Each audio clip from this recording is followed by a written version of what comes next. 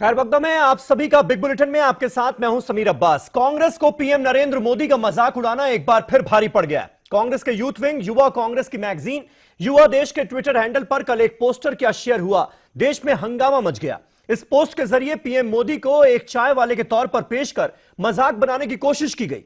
इस मीम में जिस अल्फाज का इस्तेमाल किया गया वो था तू जाके चाय बेच। इसके बाद कांग्रेस खुद अपने ही बुने जाल में फंस गई। बीजेपी के कड़े तेवरों के बाद कांग्रेस को इस पोस्ट पर माफी मांगनी पड़ी और पोस्ट को डिलीट कर दिया गया। इस चाय वाला ट्वीट के लपेटे में बीजेपी सांसद परेश रावल भी आ गए। इस पोस्ट के जवाब में उन्होंने भी एक विवादित ट्वीट कर यह कह दिया कि हमारा चाय वाला तुम्हारा बार वाला तुम्हारी बार वाले से तो बेहतर है। बाद में इस पोस्ट को भी डिलीट कर माफी मांग ली गई। लेकिन अब बीजेपी इस चाय वाला मुद्दे को गुजरात में जमकर इनकैश करने की फिराक में है और कह रही है कि अब गुजरात के लोग गरीबों के इस अपमान का बदला कांग्रेस को हरा कर लेंगे। उधर हार्दिक पटेल की रिजर्वेशन की डिमांड कांग्रेस की तरफ से मान लेने पर भड़के डिप्टी सीएम ने हार्दिक के तमाम साथियों और कांग्रेस की तुलना मूर्खों से कर डाली।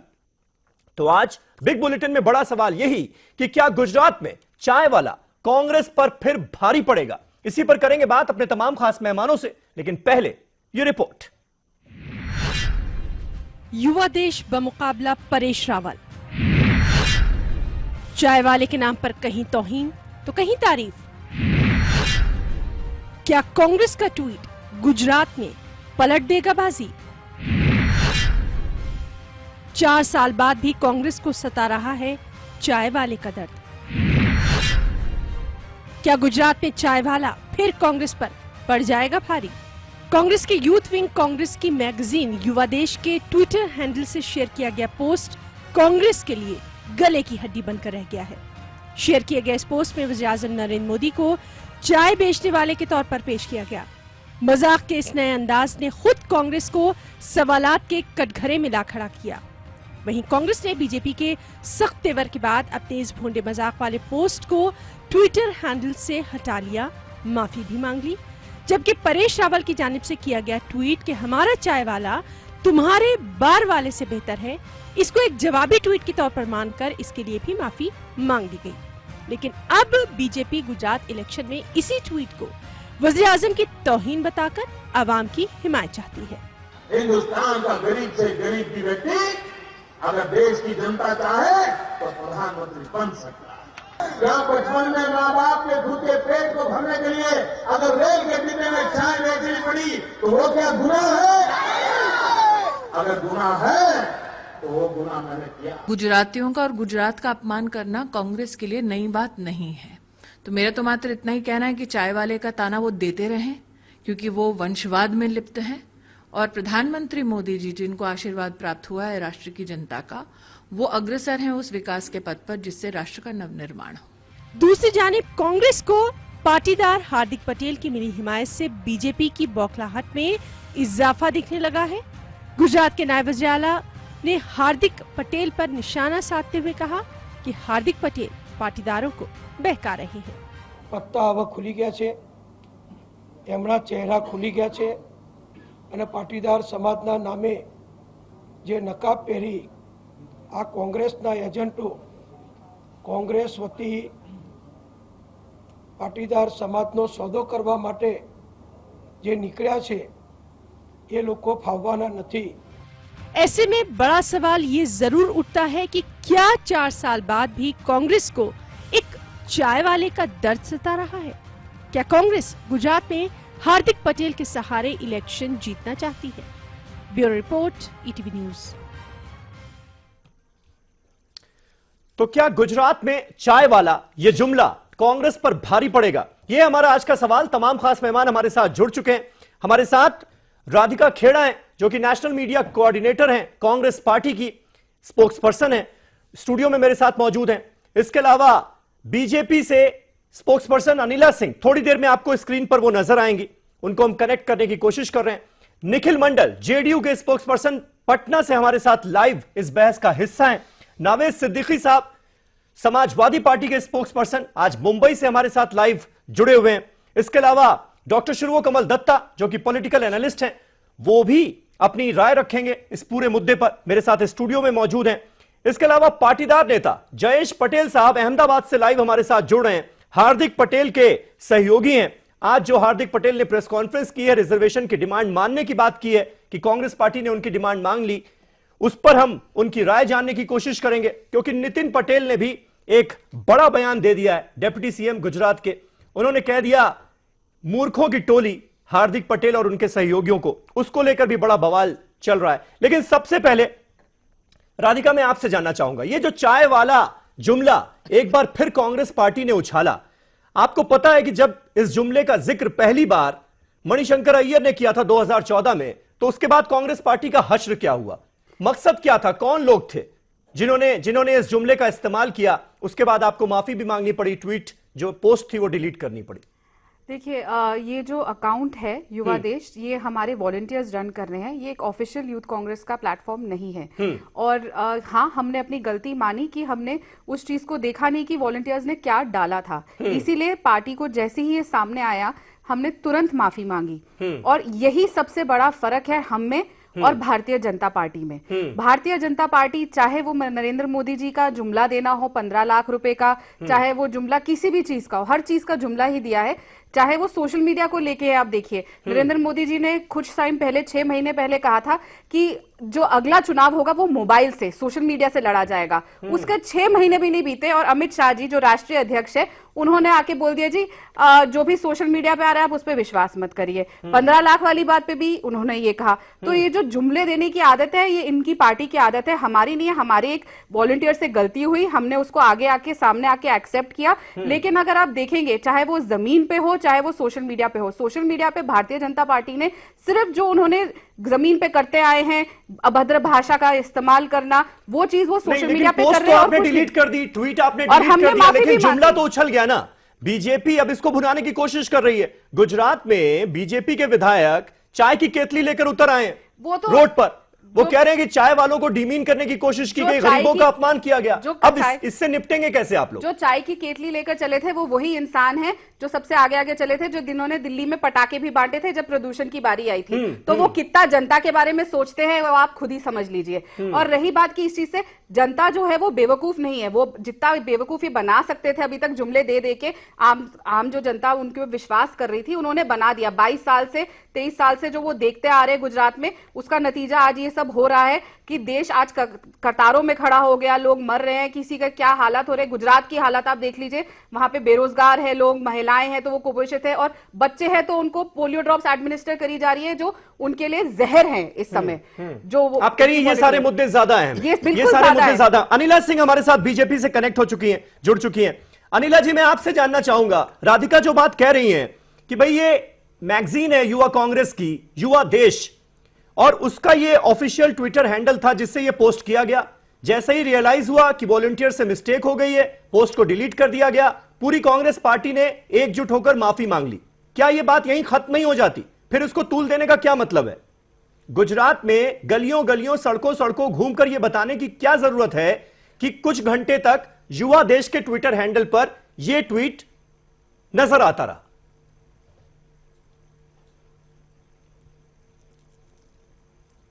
जी बिल्कुल, देखिए ऐसा है कि कांग्रेस की प्रवक्ता ने अभी बड़े आराम से और बहुत कैजुअली ये बोल दिया कि हमारे ये जो किसी वॉलंटियर ने ये ट्वीट कर दिया था और फिर हमने हटा दिया था और फिर हमने माफी मांग ली थी। एक कैजुअल अप्रोच की कोई बात नहीं, भारतवर्ष के प्रधानमंत्री हैं, उनकी बेइज्जती अगर हमने कर दी, हमारे किसी वॉलंटियर ने कर दी, कोई बात नहीं, कोई बात नहीं। कांग्रेस की हालत यही हो रखी है, बिल्कुल बहुत बुजुर्ग पार्टी है, बुढ़ी हो चुकी है, इसीलिए उसने 3-3 लड़कों का सहारा लिया है तुष्टीकरण की और जातिगत राजनीति करना चाह रही हैं गुजरात में। देखिए हमारे भाषा के ऊपर अभी इन्होंने प्रहार किया कि भारतीय जनता पार्टी के जुमले होते हैं, भारतीय जनता पार्टी का भाषा ऐसी होती है। इस देश को भारतीय जनता पार्टी की भाषा बहुत अच्छी तरीके से समझ में आ जाती है, इसीलिए 2/3 भारतवर्ष में जो है भारतीय जनता पार्टी जो है राज कर रही है और कांग्रेस जो है वो सुकुड़ती चली जा रही है। अगर इनमें खुद में अपने में दमखम होता तो आज ये है घुटने नहीं टेक देते हार्दिक पटेल के सामने, और हार्दिक पटेल कह रहे हैं कि नहीं हमारी तो जी डील हो गई है, अरे कौन सी डील हो गई है भाई, बताओ तो हमें, सामने से तो आके बताओ। नहीं जी, जब चुनाव हो जाएगा कांग्रेस जीत जाएगी और फिर जब विधानसभा सत्र अनिला जी, होगा, यानी कुल और मिलाकर तब हम आपको ये बताएंगे माफी, कि पाटीदारों को कुल मिलाकर किस आपको तरीके से कांग्रेस पार्टी की ये मिलेगा। माफी स्वीकार नहीं है, किसको ऐसा मूर्ख लगता बना है? रहे हैं, किसको मूर्ख बना रहे हैं अनिला भाई? जी, अनिला जी, पाटीदारी बढ़ अनिला गए जी, आपस में। पहले जो हमारा जो आज का मेन मुद्दा है ना, ये चाय वाला जो जुमला फेंका गया और कल से जो हवा में लगातार उछल रहा है और गुजरात में जोर शोर से अब उठाया जा रहा है कल के इस ट्वीट के बाद, उस पर हम बात कर लें। क्योंकि परेश रावल जो कि आपकी पार्टी के सांसद हैं, गुजरात से ही आते हैं जी, उन्होंने इसका जवाब दिया। वो एक कदम और आगे बढ़ गए। उन्होंने कहा कि हमारा चाय वाला तुम्हारे बार वाले से तो बेहतर है। उन्होंने भी वही किया, ट्वीट डिलीट कर दिया, माफी मांग ली। तो उनकी माफी एक्सेप्ट हो गई, कांग्रेस पार्टी की माफी एक्सेप्ट नहीं हो रही, ऐसा कैसे चलेगा? जो नियम कानून है वो तो सबके लिए लागू होंगे ना, अगर हम आदर्शवाद की बात कर रहे हैं। तो देखिए कांग्रेस, ये तो कांग्रेस वाले जाने, नहीं ये तो कांग्रेस वाले जाने। और देखिए ऐसा है कि जब प्रधानमंत्री नरेंद्र मोदी जी का विषय आता है तो आप जानते हैं कि भारतवर्ष में जो इस वक्त अडॉप्टेड नेम गांधी वाला जो परिवार है, उस तरीके के परिवार हमारे भारतवर्ष में बहुत कम है और चाय वाले जैसे परिवार होते हैं वो ज्यादा हैं। तो कहीं ना कहीं सबकी भावनाएं जो है बेहद आहत है। कांग्रेस परेश रावल के ट्वीट पर क्या जानेगी? कांग्रेस क्यों जवाब देगी परेश रावल के ट्वीट पर? इतने परेश रावल ने जो ट्वीट किया वो भी डेरोगेटरी था, वो भी डिमीन करने की कोशिश थी किसी को पर्सनली। 80% तो उस पर आपकी पार्टी को भी तो माफी मांगनी चाहिए थी। आहत हुई हैं समीर जी, इतनी आसानी, अब वो कांग्रेस वाले जाने ना, अगर उन लोगों की भावनाएं आहत नहीं, कांग्रेस वाले कैसे जानेंगे? परेश रावल आपकी पार्टी के सांसद है ना अनिला जी। हमारे साथ तो जितने लोग जुड़े हुए हैं वो परेशान हो गए, नहीं तो मैं वही तो कह रही हूं, अगर उन्होंने कोई ट्वीट किया, उन्होंने माफी मांग ली, अब कांग्रेस पे उस पे कितना फर्क पड़ा उनके ऊपर या नहीं पड़ा वो कांग्रेस जाने, मुझे उसके ऊपर टिप्पणी नहीं करनी है। हाँ, चाय वाला चलिए राधिका इस पर एक छोटा सा जवाब देना चाह रही, फिर मैं दूसरे मेहमानों के पास जाऊंगा। राधिका 10 सेकंड जी, ठीक है अनिला जी, अनिला जी, आम इंसान का प्रधानमंत्री जी के बारे में ऐसी टिप्पणी करी, क्या उनको ये बात नहीं दिखी कि जवाहरलाल नेहरू जी जो इस देश के पहले प्रधानमंत्री थे, उनके बारे में क्या क्या बोला गया? अमित मालविया जो इनके इंचार्ज हैं सोशल मीडिया के, जो आईटी सेल के, उन्होंने ये चीजें बोली, तब चाहे प्रधानमंत्री जी हो, चाहे अमित शाह जी हो और चाहे ये खुद हो, इनमें से कोई भी आहत नहीं हुआ इस बात से। क्या वो इस देश के प्रधानमंत्री नहीं थे? और जहां तक कि इन्होंने कहा कि हम एक बूढ़ी पार्टी है या कुछ है, और इन्होंने तो राज किया है, हम मानते हैं आप राज करें, हमने 60 साल इस देश की सेवा करी, आपको 5 साल अभी राज करने का मौका मिला है और यही जनता आपको जवाब देगी कि हम क्या कितनी सेवा कर रहे थे और अब गुजरात में सेवा करेंगे। आपने 22 साल गुजरात में बहुत राज कर लिया, इसीलिए आज हार्दिक पटेल हो चाहे कोई भी हो, वो आज सामने आ गए। जब तक उनकी वोट 22 साल तक इनके पास थी तब तक वो बहुत अच्छे थे, आज वो पागल हो चुके और ऐसी चीजें उनके लिए बोली जा रही है। राज करना इनकी उसके अंदर है, हमारे अंदर नहीं, हम देश की सेवा करते हैं। अडॉप्टेड नेम गांधी लेकर इंदिरा गांधी जी ने उसको आगे ये बढ़ाया, तो इनके प्रवक्ता बोलते हैं। तो जब प्रधानमंत्री जी उन लोगों को फॉलो करते हैं जो ट्विटर पे गाली देते हैं लोग महिलाओं को, इनके लोग महिलाओं को, जर्नलिस्ट को गाली देते हैं। आपको पता है उन्होंने क्या बोला था महिलाओं के लिए और जर्नलिस्ट के लिए? इनके खुद के प्रवक्ताओं ने, इनके प्रधानमंत्री खुद अनिला जी, लेकिन एक बात मेरे सवाल का जवाब नहीं मिला। कांग्रेस पार्टी कह रही है कि गलती हुई, एक किसी वॉलंटियर ने ट्वीट किया, उस पर पूरी पार्टी ने और तमाम बड़े नेताओं ने आगे आकर माफी मांग ली। लेकिन परेश रावल आपकी पार्टी के जो सांसद हैं उन्होंने खुद तो माफी मांगी, लेकिन पार्टी ने कोई अपॉलॉजी ऐसी दी नहीं। नावेद सिद्दीकी साहब, मैं आपसे बस ये जानना चाहूंगा, ये जो चाय वाला जुमला एक बार फिर 2014 के बाद 2017 में उछला है, इसका नुकसान किसको होगा? क्योंकि कहा यह जा रहा है कि ये सेल्फ सुसाइडल भी साबित हो सकता है कांग्रेस पार्टी के लिए, गुजरात में बड़ा नुकसान हो सकता है इसका। समीर भाई देखिए, नफा नुकसान की जहां तक बात है वो तो हम बाद में करेंगे, लेकिन पहले इस मुद्दे पे आते हैं कि जो आज जिस पे हम लोग डिबेट कर रहे हैं, बहस कर रहे हैं, चाय वाले मुद्दे पे, ये किसी के ऊपर भी इस तरह के पर्सनल कमेंट्स और पर्सनल अटैक्स, चाहे वो सोशल मीडिया पे हो, चाहे प्रिंट में, चाहे अखबार में, चाहे विज्ञापन में, ये चीज नहीं होना चाहिए। और फिर देखिए, प्रधानमंत्री जी हैं हमारे पूरे देश के आदरणीय नरेंद्र मोदी साहब, तो उनके ऊपर इस तरीके का उनके गरिमामय पद है, तो इसके इस तरह के अटैक्स कोई भी हम समाजवादी लोग जो हैं बिल्कुल इसके अगेंस्ट हैं कि ये नहीं होना चाहिए। अब जैसे उन्होंने कर दिया तो एक बड़ा खूबसूरत शेर है, सुन लीजिए कि बात चाहे बेसलीका हो मगर बात चाहे बेसलीका हो मगर बात करने का सलीका चाहिए। तो इनके वॉलंटियर्स से ये गलती हो गई, चलिए गलती हर इंसान से ही होती है, गलती इंसान से ही गलती होती है। अब उनसे गलती हो गई, उन्होंने माफी भी मांग ली, बहुत बड़ा माफी मांगना भी बहुत बड़ा काम है, जिगर का काम है, तो चलिए ठीक है। लेकिन इस तरह दूसरी तरफ से जो अटैक्स हो रहे हैं तो ये नहीं होने चाहिए। और कौन सी बात कहां कैसे कही जाती है, समीर भाई आप बहुत अच्छी तरह से समझते हैं क्योंकि एक बहुत अच्छे एंकर हैं, अच्छे एंकरों में आपका शुमार होता है। तो मैं ये शेर नजर कर रहा हूं आपको कि कौन सी बात कहां कैसे कही जाती है, ये सलीका हो तो हर बात सुनी जाती है। तो आपकी डिबेट करोड़ों लोग सुनते हैं और मैं बहुत इससे मुझे खुशी है कि आपकी डिबेट का आज एक हिस्सा हूं और आपने बोलने का मौका दिया है। लेकिन ये भारतीय जनता पार्टी के लोग जो हैं, जिनके दिलों में इतनी नफरत है, इतने कांटे इनके दिलों में है, इनका चुनाव निशान कमल का फूल कैसे हो गया ये हमें समझ में नहीं आया। आज इनके ऊपर अगर एक तीर चलाया किसी ने तो इनकी चीख निकल गई। और यही इनके लोग, चाहे साक्षी महाराज को ले लीजिए, साध्वी प्राची को ले लीजिए, गिरिराज किशोर को ले लीजिए, वगैरह वगैरह, उमा भारती को ले लीजिए, ये सारे लोग बैठ करके इन्होंने, अभी आप देखिए आपने आर्काइव डिपार्टमेंट में जाकर के रिकॉर्डिंग में क्या क्या कहा है।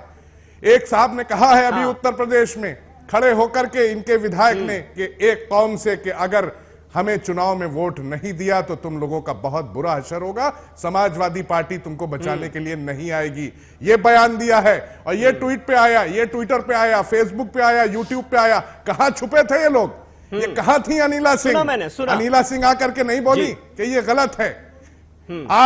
आज एक महिला का बुर्खा तक उतरवा लिया गया एक सभा में। बताइए, बड़े अफसोस की बात है। इज्जत होती है, नकाब हिजाब एक इज्जत है, और इज्जत को वहां पर बैठ के पुलिस वाले कह रहे थे कि योगी जी की सभा है, इसको उतारा जाए। योगी जी, आपके मुखिया कहते हैं सबका साथ सबका विकास, क्या यही सबका साथ सबका विकास है? सबको लेकर यही चल रहा है कि एक निखिल मंडल साहब हमारे साथ हैं, उनके हिजाब उतार रहे हैं। ठीक है नावेद भाई, बड़े अफसोस की निखिल मंडल साहब हमारे साथ मौजूद हैं। निखिल मंडल साहब, पहले आप लोग बड़े जोर शोर से विरोध करते थे इस तरह के बयानों का, लेकिन अब मजबूरी जो है वो साफ नजर आने लगी है। जब चाय वाला कमेंट होता है युवा देश के ट्विटर हैंडल से, तब तो जोर शोर से जेडीयू के सभी नेता, बड़े बड़े स्पोक्स पर्सन सामने आ जाते हैं, कहते हैं बहुत बुरा हुआ, ये अपमान है, इस तरह से एक नेता के बारे में टिप्पणी नहीं होनी चाहिए। लेकिन जब परेश रावल बार बाला वाला ट्वीट करते हैं तो फिर उसके खिलाफ कोई कमेंट नहीं। ऐसा क्यों? इतने मजबूर क्यों हैं आप? नहीं, देखिए ये इल्जाम सरासर गलत है समीर भाई। देखिए जेडीयू की जहां तक बात की जाए तो जेडीयू पॉलिटिक्स में मैं बिल्कुल बता रहा हूं, जेडीयू की अगर बात की जाए तो हम लोग पॉलिटिक्स में डिफरेंस के तहत हम लोग पॉलिटिक्स करते हैं, और जेडीयू को अगर बोलिए तो सभ्यता के तहत ही हम राजनीति किए हैं। और कभी हमारा तो अगर 2000 चुनाव कुछ पीछे चले, 2000 चुनाव का दौर, 2014 के चुनाव का दौर अगर याद किया जाए तो उस समय हम भी बहुत विरोध किए थे, हमने भी काफी विरोध किया।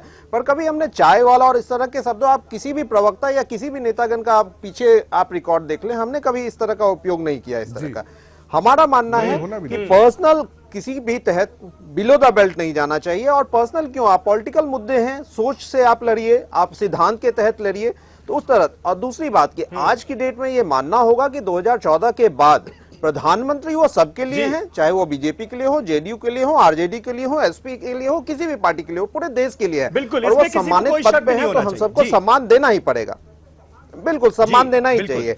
तो इसलिए, और अभी जो ट्वीट वाली बात आई है तो मैं उसमें एक बात करना चाहूंगा कि ठीक है, आप कह रहे हैं कि किसी ने कर दिया या किसी आपके एम्प्लॉय ने कर दिया, इतना आसानी से ये नहीं कहा जा सकता क्योंकि जिम्मेदारी आपकी है। हाँ, ये एक अलग बात है कि ये मैं स्वागत करना चाहूंगा कि अगर आप माफी मांग रहे हैं तो बिल्कुल मैं मानता हूं कि माफी मांगना भी बहुत बड़ा कदम है, तो उसके लिए आप स्वागत योग्य हैं। लेकिन इसे यूं नहीं कहा जा सकता। लेकिन साथ ही साथ निखिल आप कंडेम करेंगे परेश रावल के ट्वीट को भी, जिस तरह से उन्होंने कहा कि तुम्हारा चाय वाला तुम्हारे बार वाले से बेहतर है हमारा चाय वाला, उसको भी कंडेम करेंगे आप? आपकी पार्टी? पर्सनल बिल्कुल, मैं तो कह रहा हूं चाहे कोई भी पार्टी को हो, मैं भी हूं, मेरे भी पार्टी के कोई भी हो, अगर आप मेरे कोई भी पहले भी डिबेट इस तरह के, इनफैक्ट मैं तो अभी 1 घंटे पहले भी इसी डिबेट पे था, बिहार में भी कुछ ऐसा ही शब्दों का चयन किया गया जिससे काफी विवाद हुआ, तो मैंने खुद भी बहुत बार माफी मांगा है। मुझे लगता है ठीक है, कई बार ऐसा होता है कि स्लिप ऑफ टंग में बोला जाता है या एग्रेशन के साथ बोल रहे होते तो निकल जाता है। अगर आप फिर भी माफी मांग लेते हैं तो आप कहीं ना कहीं अपने आप को बड़े साबित करते हैं। और इसी तहत मैं नावेद भाई ने दो शायरी सुनाई, तो मैं भी एक शायरी सुना दूं जिसके तहत मैं अपनी जिंदगी जीता हूं। अपने जिंदगी को यूं आसान कर लिया, किसी से माफी मांग ली, किसी को माफ कर दिया। इसी के तहत जिंदगी जीनी चाहिए और राजनीति भी करनी चाहिए, मेरा भी मानना है। ठीक है, ठीक है, ठीक है। जयेश पटेल साहब हमारे साथ जुड़ चुके हैं अहमदाबाद से। पटेल साहब, मैं आपसे जानना चाहूंगा, जब से ये चाय वाला डिस्प्यूट हुआ है तब से ये कहा जा रहा है कि भाई अब ये मुद्दा जो है ये कांग्रेस पार्टी पर भारी पड़ेगा। अब आप लोग कांग्रेस पार्टी के साथ आ चुके हैं पूरी तरह से। आपको लगता है कि गुजरात की सियासत में और गुजरात के वोटर्स की मानसिकता के मद्देनजर अगर हम बात करें तो ये मुद्दा कुछ अहमियत ला सकता है क्या? वाकई पलड़ा भारी हो सकता है क्या बीजेपी का इस मुद्दे के उछलने के बाद? हालांकि गुजरात की परिस्थिति की मैं बात करूं तो ये जो चाय वाला जो ये निवेदन है, इसके रिगार्डिंग जो कांग्रेस के जो युवा थे उन्होंने माफी भी मांग ली है और प्रधानमंत्री के पद की गरिमा होनी चाहिए, ये बात को मैं पूरी तरह से सहमत हूँ। लेकिन गुजरात में भारतीय जनता पार्टी के नेता कई बार ऐसे जुमलाबाजी चलाते हैं और आज भी गुजरात की परिस्थिति में क्या है, गुजरात की जनता के मन में समझ लो कि भारतीय जनता पार्टी के नेता के कई बार भाषण में ऐसी जुमलाबाजी हुई है और कांग्रेस के राहुल जी है, फिर भी वो उनमें मान सम्मान रिस्पेक्ट वो राहुल जी रखते हैं। लेकिन भारतीय जनता पार्टी के कई नेता ने पिछले दिनों में कई बार ऐसी जुमलाबाजी की है, वो जनता इनसे वाकिफ है और ये बस यही मुद्दे पे चर्चा करने चाहते हैं। इनके पास कोई अभी गुजरात का विकास का मुद्दा नहीं है, कोई युवा को रोजगार देने के जो वादा किया था उसके लिए कोई बात नहीं है, आगे जाके गुजरात में सरकार बनाएंगे तो आगे क्या करेंगे वो कोई बात नहीं है। बस इनके पास अभी कोई मुद्दा है नहीं तो हर रोज एक नया मुद्दा लेके आते हैं ऐसा, और कोई चर्चा करने के लिए इनके पास मुद्दे ही नहीं है। इस मुद्दे के उछलने के बाद असर तो होगा ना जयेश पटेल, मानते हैं आप ये बात? ये कहीं ना कहीं आत्मघाती कदम है मेरे पार्टी का। नहीं, मेरे हिसाब से ऐसी जुमलाबाजी गुजरात में भूतकाल में कई बार हो चुकी है और अभी तक मेरा पर्सनल व्यू है, मैंने कोई ऐसा चेंज देखा नहीं है। अभी गुजरात की जनता इतनी समझदार है, गुजरात की जनता विकास देखना चाहती है, गुजरात की जनता डेवलपमेंट के आधार पे वोट देंगी और गुजरात की जनता ये जो गलत वचन दे के गए हैं यहाँ से 2014 के चुनाव में गुजरात ने 26-0 से बीजेपी को वोट दिया है, वोट और नोट दोनों दिए हैं। और जो बीजेपी ने पिछले 2 सालों में क्या किया है, वो जो प्रोमिसेस दे के गए उनके ऊपर क्या एक्शन लिया है वो गुजरात की जनता जानती है और वो सब देख के गुजरात की जनता किसको वोट देना है वो तय करेगी। डॉक्टर दत्ता, ये बात आप मानते हैं जो गुजरात का वोटर है या हमारे देश का जो वोटर है वो बड़ा अक्लमंद है, तमाम मुद्दों को मद्देनजर रखते हुए क्या सही है क्या गलत है ये बखूबी जानता है, तो ऐसे में इस तरह के मुद्दों को उछाल कर क्या वाकई किसी पार्टी को फायदा हो सकता है क्या, या फिर ये विवाद अब खत्म माना जाए? सबने माफी मांग ली, परेश रावल ने भी, कांग्रेस पार्टी ने भी। मैंने समझता हूं कि राजनीतिक गर्मागर्मी में और राजनीति के वॉल्केनिक माहौल में ये मुद्दा खत्म हो गया होगा। ये मुद्दा तो और गर्माएगा और मैं मानता हूं कि डायरेक्टली या फिर प्रत्यक्ष या फिर अप्रत्यक्ष रूप से कांग्रेस ने भाजपा के हाथ पे बहुत बड़ा हथियार दे दिया है। आपको याद होगा कांग्रेस पार्टी के अध्यक्षा ने गुजरात में पिछले चुनाव के दौरान, असेंबली चुनाव के दौरान मौत की सौदागर का उल्लेख उन्होंने की थी। बाकायद उसके बाद सोनिया जी ने माफी भी मांगी थी, पर उसका दुर्दशा कांग्रेस पार्टी को दिखाई दिया उसका भी जबरदस्त नुकसान हुआ, बहुत नुकसान हुआ था। मैं समझता हूं कि मैं पॉइंटर वाइज आता हूं क्योंकि बहुत सारी चीजें हैं, इसलिए पॉइंट के हिसाब से बताता हूं। मेरा मानना है कि परेश रावल जी ने जो टिप्पणी किया है वो भी अपने आप में बहुत निंदनीय है और वो उचित नहीं है और किसी का भी प्रोफेशनल पास्ट को लेके किसी तरह की टिप्पणी नहीं होनी चाहिए। वो एक व्यक्तिगत प्रोफेशनल पास्ट होता है और उस पे इस तरह का टिप्पणी अगर होता है तो वो कहीं ना कहीं पे सटीक नहीं होता है और सही नहीं होता है। इसके साथ साथ मैं ये भी समझता हूं कि ये जो लगातार जो जुमलाबाजी की जो राजनीति लेके जो कांग्रेस अक्सर आक्रामक होती है, मेरा मानना है कि नरेंद्र मोदी की, अगर मैं 1 मिनट के लिए कांग्रेस के बातों को अगर सहमत भी मान लूं कि जुमलाबाजी भाजपा की तरफ से होता है या फिर मोदी जी की जो नीति है वो जुमले वाली नीति है, अरे भाई ये जुमले वाली नीति पे तो तमाम अंतर्राष्ट्रीय संस्थाएं हैं जो मोहरा लगा रही है। भारत की जितने सारे संस्थाएं उनको आप ना मानो, आरबीआई को मत मानो, फाइनेंस मिनिस्ट्री को मत मानो, स्टैटिस्टिकल इंस्टीट्यूट को मत मानो, पर वर्ल्ड बैंक और तमाम जितने सारे संस्थाएं हैं, आपके मूडी हो गया, वर्ल्ड बैंक हो गया, IMF हो गया, तमाम संस्थाएं बार बार मोहरा लगा रही है। यानी कि अंतर्राष्ट्रीय लेवल पे भी सारे संस्थाएं जो है वो जुमला ही मैन्युफैक्चर कर रहे हैं कांग्रेस की बातों को, अगर मैं समझूं। इसके साथ साथ उल्टे तरफ से काउंटर करने के लिए कांग्रेस क्या काउंटर कर रही है।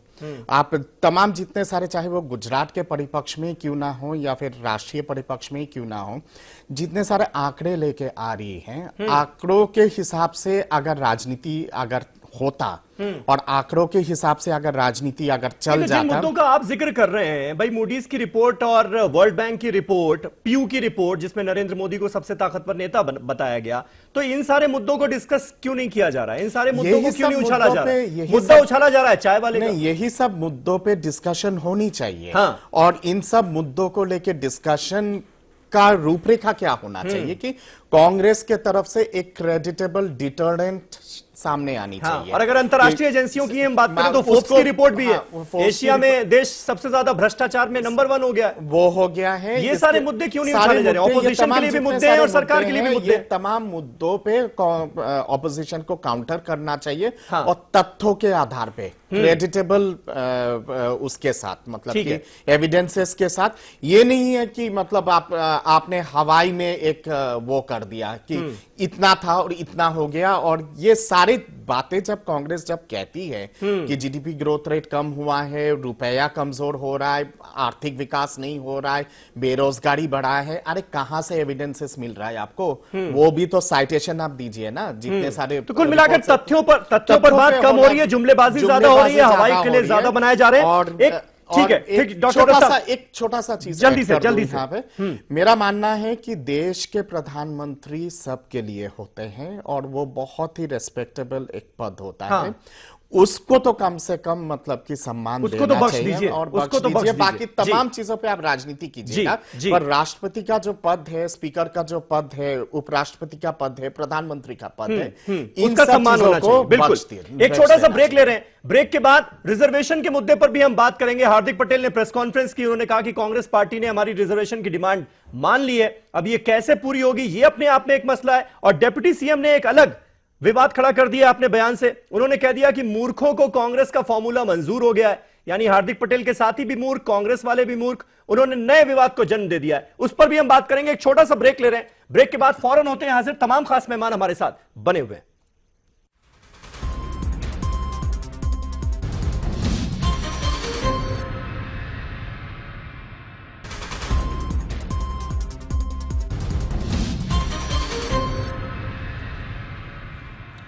बात हो रही है गुजरात के चुनावों में चल रही जुमलों की जंग की। तमाम खास मेहमान हमारे साथ बने हुए हैं। अनिला सिंह जी, आज जिस तरह से हार्दिक पटेल ने बिल्कुल ये क्लियर कर दिया कि वो कांग्रेस पार्टी के साथ हैं, उन्होंने ये भी कहा कि बीजेपी ने उन्हें 1200 करोड़ का ऑफर दिया था कि हमारे पाले में आ जाओ, लेकिन मैंने वो ठुकरा दिया क्योंकि मैं बिकाऊ नहीं हूं। आपको लगता है कि इस बार ये जो 3 लड़के हैं, अल्पेश ठाकुर तो आ ही चुके हैं कांग्रेस पार्टी में पूरी तरह से, जिग्नेश मेवानी और हार्दिक पटेल भी, इस बार ये जो कॉम्बिनेशन बना है उसकी वजह से आप लोगों के लिए जंग जो है वो आसान नहीं है गुजरात की? वरना तो केक वॉक होता था गुजरात का चुनाव बीजेपी के लिए, इस बार वैसा नहीं है, ये बात मानेंगे आप? देखिए, ऐसा है कि भारतीय जनता पार्टी का चुनाव, चाहे वो गुजरात का हो, चाहे उत्तर प्रदेश का हो, उत्तराखंड का हो, कहीं का भी हो, और किसी भी लेवल का चुनाव हो, चाहे वो निकाय का चुनाव हो, चाहे विधानसभा का हो, और चाहे वो पार्लियामेंट का हो, हम किसी भी चुनाव को केक वॉक मानते ही नहीं है। उतनी ही मेहनत करते हैं हर चुनाव के लिए। और देखिए, कांग्रेस की खस्ता हालत तो आप समझ ही सकते हैं कि इनको सोशल इंजीनियरिंग करते हुए, झूठे सच्चे वायदे करते हुए और डील्स करते हुए, हार्दिक पटेल कह रहे हैं ना 1200 करोड़, अरे कोई एविडेंस है? इन्हीं के ग्रुप का एक बंदा था जो सामने रुपये लेके बैठ गया था मीडिया के सामने कि भाई मुझे तो ये रुपये दिए गए कि आप जो है भारतीय जनता पार्टी को ज्वाइन कर लो, मेरे पास ऑडियो प्रूफ है, मेरे पास वीडियो प्रूफ है। कहाँ गए वो सारे प्रूफ? ऐसे ही हार्दिक पटेल बोल रहे हैं, अरे जिसका चरित्र इतना खराब है, नहीं तो ऑडियो प्रूफ तो जारी किया था उन्होंने कुछ दिनों बाद, जबान का कितना खराब होगा।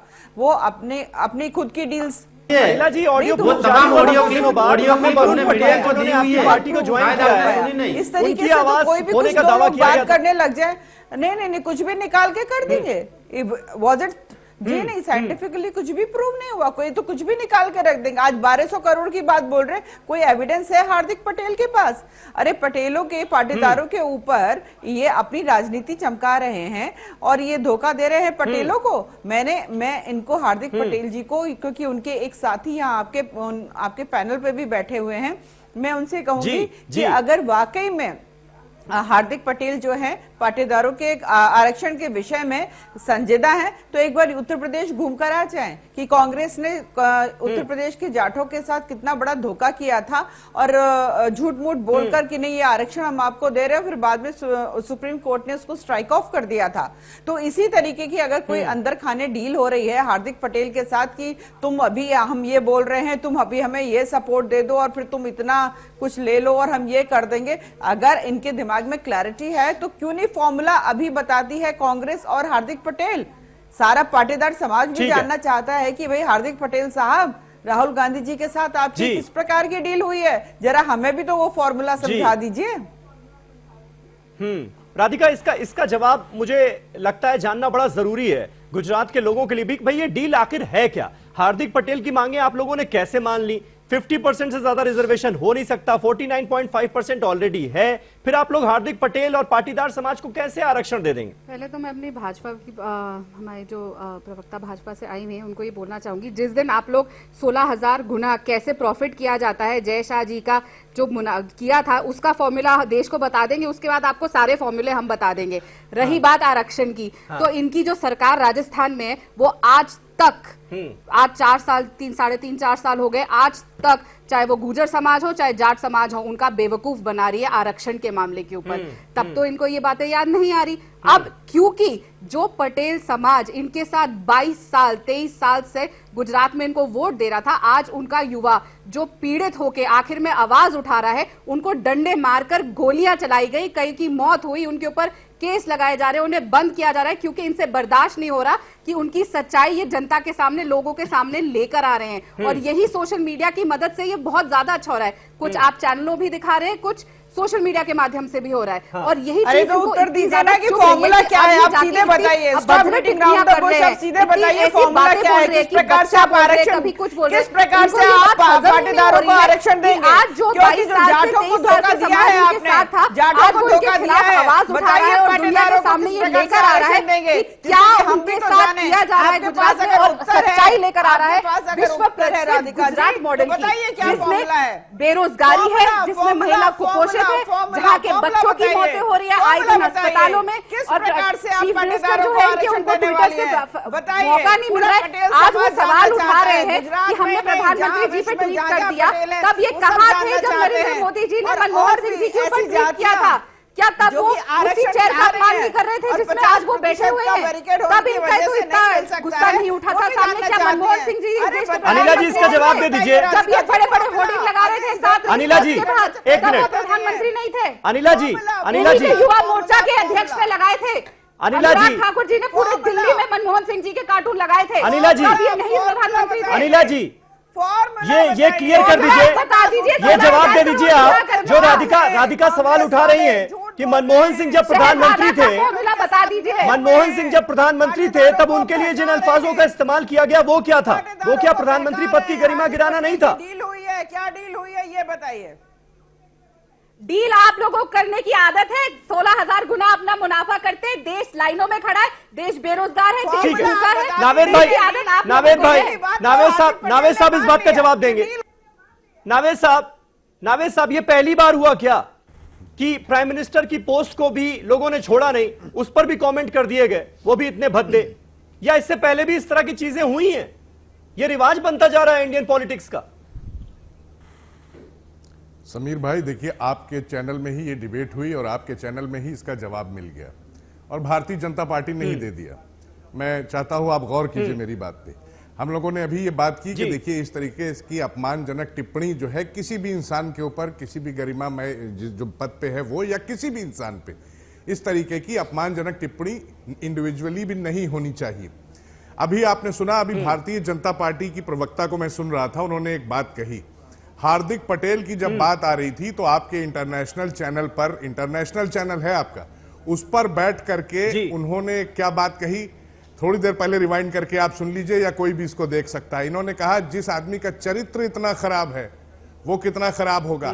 चरित्र यानी कैरेक्टर, ये बहुत बड़ा एक इन्होंने इल्जाम लगाया है हार्दिक पटेल के ऊपर। और मैं अनिला जी से पूछना चाहता हूं, अभी यही बात हो रही थी कि कोई किसी के ऊपर खुद उसके ऊपर निजी कमेंट ना करे तो ज्यादा अच्छा है, और भारतीय जनता पार्टी ने ही आपके चैनल पे आपकी डिबेट में ये कह दिया। अनिला जी अगर पलटकर हार्दिक पटेल, ये तो हर रोज अगर हार्दिक पटेल, इसमें तो कुछ नया है ही नहीं, हर रोज हो रहा है। हार्दिक पटेल को लेकर न जाने क्या क्या चीजें उछाली जा रही है, निजी ही कमेंट हो रहे हैं, पर्सनल कमेंट ही हो रहे हैं। समीर भाई, समीर भाई रहेगा समीर भाई, उसको चरित्रवान हार्दिक पटेल जी का तो एक सीडी बना के निकाल दिया, लेकिन विकास का सीडी कब लेकर आएंगे ये कोई नहीं जानता। समीर भाई जी नावेद साहब कंप्लीट ऐसा है, आप ही लोगों ने बनवा के मैं ये गुजारिश करूंगा अनिला जी, मैं गुजारिश करूंगा, मेरी बात सुन लीजिए, डील तो बता दीजिए। मैं गुजारिश करूंगा, आप लोग बहस कम ना करें तो मेरी बात सुन लीजिए।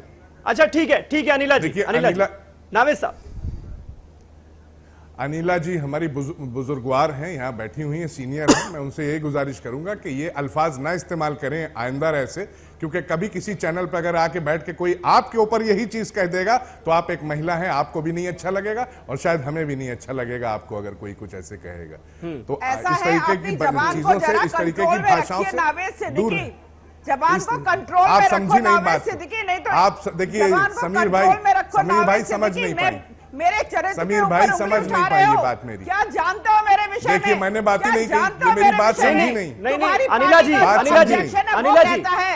जी उनके कहने का मतलब है कि उनको भी गलत लगेगा अगर कोई ऐसा कहेगा, वो ये कहने की कोशिश कर रहे हैं। जी एक तरफ देखिए नहीं समझी, अनिला जी देखा आपने, मुझे लग रहा है थोड़ी सी गलतफहमी हो रही है।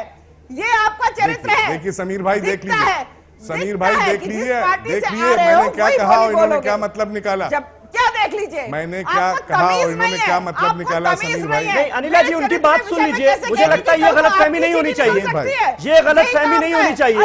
नावेद सिद्दीकी साहब भी बड़ा नाप तोल के अल्फाजों का इस्तेमाल करने वाले नेता है, सुन लीजिए वो क्या कह रहे हैं। मुझे लगता है अब ये क्लैरिफिकेशन हो जाना चाहिए। अनिला जी बदजबान आदमी है आप, जाके अपनी माँ अच्छा सुन लीजिए अनिला जी, वो सफाई दे रहे हैं, वो तो सुन लीजिए, कहने की सफाई दे रहे हैं, वो सुन लीजिए। जी आपने मुझे यहाँ पे पैनल पे इसलिए बैठाया समीर जी कि ये 2 टके का आदमी मुझसे ये कहता है कि आपकी भी सीढ़ी बन सकती है, आपके भी चरित्र ऐसा है। ये कहा ही नहीं मैंने। देखिए पर्सनल अटैक ना हो, पर्सनल अटैक ना हो, मुद्दे पर हम बात करें, मुद्दे पर हम बात करें। अगर किसी को कुछ कंफ्यूजन हुआ है तो नावेद साहब सफाई देने के लिए तैयार है। जैसे लोग जो है मीडिया में आकर बैठने के लिए कुछ भी कह सकते हैं, मेरी गुजारिश है आपसे समीर भाई, क्या है मुझे अच्छी तरीके से पता है। समीर भाई मेरी बात की बहन बेटियों की अनिला जी, देख लिया करो। अनिला जी आपने कह लिया अपनी बात, विषय में अब हम बात आगे किया बढ़ सकते हैं करो। क्या? मैं क्या हूँ क्या नहीं हूँ ये पूरा विश्व जानता है, और आप क्या है ये सब जानते हैं। समीर भाई जी मर्यादा साहब कंप्लीट करें, मेरी गुजारिश है आपसे, आपका कैरेक्टर दिखाता मेरी गुजारिश है कि जो मैंने कहा वो एक बार आप फिर से दोबारा सुनवा दीजिए। जो मैंने कहा है समीर भाई एक बार फिर से दोबारा सुनवा दीजिए, समझ नहीं पाएंगे। Sorry about it. How dare he says like that? How dare he says like that? I do not want to continue in this debate. क्या कहा? या तो ये सॉरी बोले, नहीं तो मैं नहीं। इनकी हिम्मत कैसे हो ये कहने की कल को मेरी कोई सीढ़ी समीर भाई आप डिबेट समझ नहीं पा रहे। उन्होंने ये नहीं कहा अनिला जी, अनिला जी मुझे नहीं लगता ये बात उन्होंने कही है अनिला जी कि कल को आपकी भी सीढ़ियां ऐसी तो कोई बात नहीं हुई। मुझे लग रहा है कंफ्यूजन हो रहा है अनिला जी, आप उनकी बात सुन लें, गलतफहमी नहीं होनी चाहिए। मैं नहीं चाहता कि आप दोनों हमारे सम्मानित गेस्ट हैं, ठीक है, और मैं नहीं चाहता कि आप दोनों के बीच ऐसा कोई कंफ्यूजन हो। देखिए अनिला जी नाराज हो गई नावेद साहब। समीर भाई लेकिन मैं चाहता हूं कि इसको दोबारा प्ले करके इसको सुना दीजिएगा, क्योंकि मैंने ये कहा था कोई भी, मैं इनकी बड़ा सम्मान करता हूं, इज्जत करता हूं, अगर इस तरीके के अल्फाज कोई दूसरा इनके लिए करे तो भी मुझे तकलीफ होगी। ये कहा है मैंने ये कहा है। मेरी बात को किस तरह से देखिए गलत मोड़ दिया, किस तरह से गलत ट्रैक दे दिया कि नवेद सिद्दीकी ने ये कहा। मैंने तो ऐसा कुछ नहीं कहा, ऑन रिकॉर्ड आप देख लीजिए, मैंने कुछ नहीं कहा ऐसा। डॉक्टर दत्ता इसी तरह की गलतफहमियां हो जाती है मुझे लगता है। डॉक्टर दत्ता बेशक मैं समझता हूं कि अनिला सिंह जी को शायद थोड़ा सा कंफ्यूजन हुआ है, और या तो फिर नावेद साहब अपने बात को सही तरह से रख नहीं पाए या फिर उस पे पॉलिटिकल इन्फ्लुएंस था। ये नावेद जी खुद ही इसका हम मुद्दे पर आ कर सकते हैं। हाँ बिल्कुल, पर मैं हम मुद्दे पर आ जाते हैं। रिजर्वेशन की जो बात हो रही है कि हाँ, रिजर्वेशन की डील पक्की हो गई है, रिजर्वेशन की बात कांग्रेस पार्टी ने मान ली है। कांग्रेस पार्टी इस सिचुएशन में है कि रिजर्वेशन दिलाने की बात मान सके हार्दिक पटेल और पाटीदारों की। समीर भाई, आपके इस बात का जवाब देने से पहले एक सीडी वाला चीज लेके इतना बहस हुआ है, मैं एक चीज जानता हूं कि जो व्यक्ति सामाजिक चीजों पे हो और राजनीतिक चीजों पे हो और समाज के साथ जुड़ा हुआ हो, उसका अगर सेक्स रिलेटेड सीडी अगर सार्वजनिक हो जाए तो मैं मानता हूं कि ये मेरा व्यक्तिगत राय है कि उसको माफी मांग के राजनीति और सामाजिक चीजों से अपने आप को पीछे कर लेना चाहिए और तिलांजलि देनी चाहिए। मॉरल कैरेक्टर अगर किसी व्यक्ति का अगर नहीं है, एक सीडी डॉक्टर्ड हो सकता है, 4 सीडी डॉक्टर्ड नहीं हो सकता है। किसी व्यक्ति का अगर मॉरल कैरेक्टर अगर नहीं है तो उसका अधिकार नहीं होता है कि समाज को लेके आगे बढ़ने की या फिर समाज को शिक्षा की पाठ पढ़ाने की। शिक्षा की पाठ पढ़ाने से पहले आप अपनी खुद की शिक्षा अच्छी तरह से कर लो। और ये जो बार बार जो 10 दिन पहले सीडी आने से पहले जो हार्दिक पटेल ने कहा था कि मुझे लेके तो सीडी आएगा और मेरे बारे में तमाम चीजें आएगी सामने, कैसे पता था हार्दिक पटेल को ये सब चीजें कहीं ना कहीं पे? और जो सीडी जो तो तैयार ये भी कह रहे हैं कि आने वाले वक्त में एक्सप्लॉयटेशन का केस भी हो सकता है और बहुत सारा चीजें सामने आ सकता है, यानी कि उनको पहले से ही ऊपर से कोई मतलब कि वो इंफॉर्मेशन दे रहा है, एक दैविक इंफॉर्मेशन मिल रहा है उनको, या तो फिर कहीं ना कहीं पे इस पे बहुत बड़ा षड्यंत्र है या फिर बहुत बड़ा चाल है। और दूसरी बात यहाँ ये है कि आपके बेडरूम के अंदर अगर ये सीडी अगर तैयार हो रहा है तो कहीं ना कहीं पे आपके बेडरूम में ही तो कोई ना कोई वो है ना, विविशन है। जयेश पटेल साहब जिसने किया है। जयेश पटेल साहब, मानेंगे आप जहां आरक्षण की जहां मानेंगे आप कि इसका नुकसान, मैं आता हूं उस पर, अब ये बात निकली है तो पूरी होनी चाहिए। जयेश पटेल साहब, इसका नुकसान हुआ है? ये सीडी वाले मामले में हार्दिक पटेल ने खुलासा कर दिया है। और रही बात ये बोल रहे हैं कि बेडरूम के अंदर सीडी हो रही है तो कोई अंदर बेडरूम के अंदर कोई विभीषण है। अब ये सीढ़ी कहां से बनती है, क्या होता है, वही अब हार्दिक पटेल ने क्या खुलासा किया है? हार्दिक पटेल ने डिनाई नहीं किया है ना, हार्दिक पटेल ने डिनाई थोड़ी ना किया है कि ये सीडी उसके ऊपर नहीं है या फिर उसका नहीं है। नहीं, आज उन्होंने एक चैनल से कहा बातचीत में कि जो सेक्स सीडी आई उसका उन्हें फायदा होगा राजनीतिक तौर पर। पटेल साहब, ये इस बयान का मतलब क्या है, यही समझा दीजिए। नहीं, ये आप गलत पेश कर रहे हो। राजनीतिक दौरे पे फायदा होगा ये बात नहीं बोली। हार्दिक पटेल ने ये बोला है कि मेरे विरुद्ध तो जो भी ऐसा षड्यंत्र हो गया उससे तरह का फायदा होगा, उससे लोगों नहीं, वो मैं बताता हूँ। हाँ, मैं वही बता रहा हूँ। आप सुनना चाहोगे तो मैं बताऊंगा ना, आप सुनना चाहोगे तो मैं बताऊंगा। आप सुनना चाहते नहीं है और बोलते हो बताओ, मैं आपको वो बताता हूँ। मेरी बात सुनो, मैं बताता हूँ कि जब हार्दिक पटेल सीडी से पहले जो गुजरात के जो जनता थी उसकी जो फिलोसॉफी हार्दिक पटेल के पर थी, हम जहां भी जाते थे 20,000 लोग इकट्ठे होते थे, बराबर। आज ये षड्यंत्र हार्दिक पटेल के विरुद्ध जब से हुआ है उसके बाद हार्दिक पटेल के पर गुजरात की जनता का और फिलोसॉफी बढ़ी है। अभी 30,000 40,000 ऐसी जनता इकट्ठी होती है। एक बैचलर का एक महिला के साथ एक संबंध हो सकता है, रिलेशनशिप हो सकता है, पर 4 महिलाओं के साथ अगर इस तरह की सीडी अगर आ रही है तो वो महिलाओं का एक्सप्लॉयटेशन नहीं है तो क्या है फिर? वो एक्सप्लॉयटेशन नहीं है क्या? नहीं, कहा वो अटर कमर्शियलाइजेशन कहां ये नहीं, मैं ये बोल रहा हूँ ये सीडी सच है, ये आप साबित तो कीजिए पहले। आप जो अभी बोल रहे हैं हमने तो आपको ये साबित करके दिया है कि आप पैसों से प्लास्टिक टेलीविजन को खरीद रहे हो। हमने तो ये आपको साबित करके विद सेक्सुअल एक्सप्लॉयटेशन की कैसे लेजिटिमेसी दे सकते हो आप? आप प्रूफ कीजिए। बीजेपी वालों ने अपने अभी आप ये सब मामले में गुजरात विकास की बात नहीं आती। आप 22 वर्ष के लड़के सीढ़ी में पड़े हैं। तो जयंती नटराजन ने कैसे कह दिया था कि हार्दिक पटेल बैचलर के लिए अधिकार है इस तरह का रिलेशनशिप रखना? जयंती नटराजन का बयान है प्रेस के सामने। अगर कांग्रेस अगर नहीं मान रही है तो इतने बड़े नेता कांग्रेस के कैसे इस चीज को मुहरा लगाते हैं? जयंती नटराजन गुजरात की जनता 22 वर्ष रेणुका चौधरी, पहले अपना सॉरी जयंती नटराजन ने अंबिका सोनी मैं उसको रिस्टेट कर रहा हूँ। अंबिका सोनी मैं उसको रिस्टेट कर रहा हूँ। अंबिका सोनी बाकायदा प्रेस के सामने बयान है अंबिका सोनी के, निखिल मंडल, जहाँ पे उन्होंने लेजिटिमेसी दिया है। निखिल मंडल आखिर ऐसा क्यों होता है कि चुनाव से पहले तो हम बातें करते हैं सारी जीडीपी की, नोटबंदी की, डिमोनेटाइजेशन की, इसके अलावा डेवलपमेंट की, लेकिन जब चुनाव एकदम सर पर आते हैं ना तो इसी तरह के मुद्दे हावी हो जाते हैं। क्या फायदा मिलता है राजनीतिक दलों को एन वक्त पर ऐसे मुद्दों को हवा देकर? नहीं, मुझे नहीं लगता है कि फायदा होता है, क्योंकि अब मैं भी बहुत जगह घूमता हूं तो मुझे लगता है जनता विकास के कार्य के बारे में पूछती है। हम भी अभी मान लीजिए बिहार में भी बहुत सारे ऐसे बातें हुई हैं तो उसको लेकर के जनता ये कहती है कि आप लोग किस तरह की बातें कर रहे हैं। वो लोग ये पूछते हैं कि भाई एजुकेशन में क्या हो रहा है, रोड बन रहे हैं कि नहीं, बिजली का क्या हो रहा है। तो जनता तो ये चाहती है कि विकास के क्या कार्य हो रहे हैं या किस पार्टी का क्या मैनिफेस्टो और उस मैनिफेस्टो को कितने हद तक उन्होंने सार्थक किया है।